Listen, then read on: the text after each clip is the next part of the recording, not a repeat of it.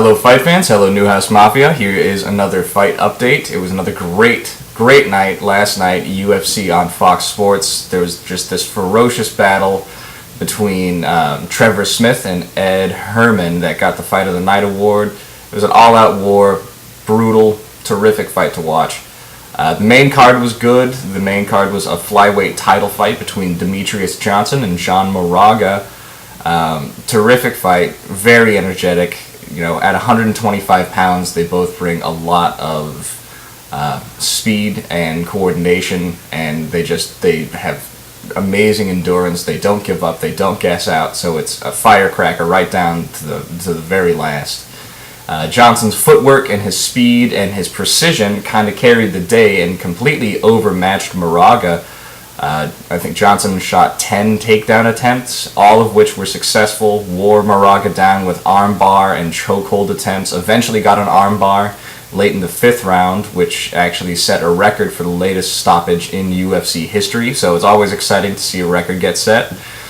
The first fight was a women's bantamweight between Liz Carmouche and Brazilian Jessica Andrade. Andrade was kind of overmatched from the very beginning. Carmouche got her on the ground, and eventually in the second round, TKO'd her with blows to the head. So welterweight Robbie Lawler knocked out Bobby Volker to the head. He just kicked him in the head with this baseball bat of a head kick and knocked Volker down.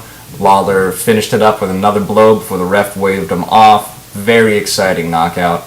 Always expect that from Robbie Lawler, who has knockout power in absolutely every part of his body.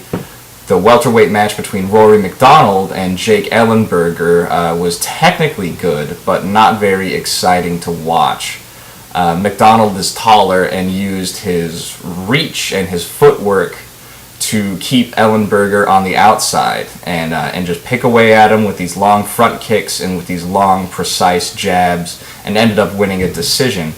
It was very precise, it was very clean, and it was very cautious, and casual fans don't quite like that so much. If you are just getting into the sport, you want to see firecracker matches, you want to see a knockout, you want to see an early round submission. You don't want to see a carefully orchestrated chess game like what we saw last night.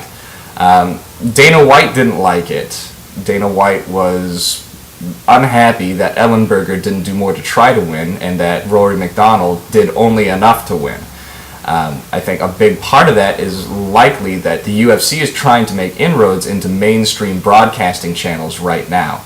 Up until this point, it's been largely segregated to pay-per-view and to niche networks, you know, on Spike and things like that. And if they want to be taken seriously as a major league sport, they need to get the same kind of major league airtime that MLB, NFL, NBA are getting on Fox or on ABC sports coverage. And so they're trying to make those inroads, and it's going to be very hard to do if they have these matches like with Rory MacDonald, who drew it out and it just wasn't very exciting to watch.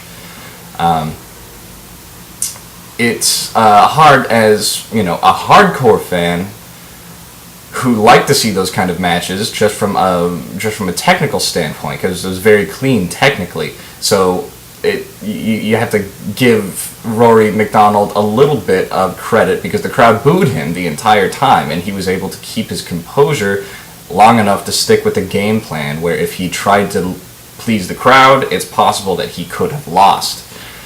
So there's something to be taken away from there, just in terms of respecting a fighter who can keep his head in the game and get a win when he needs a win. It's big for the welterweight division rankings. Whoever wins this fight is next in line after the Georges St-Pierre, who is a title holder, fights Johnny Hendricks, which is going to be coming up in September, I believe. So this is one step closer for Rory MacDonald to fight Georges St-Pierre, if that does indeed happen, if he wants to even be champ.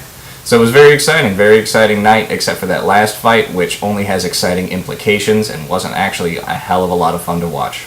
Anyway, thanks for watching. Everybody have a good night and be safe.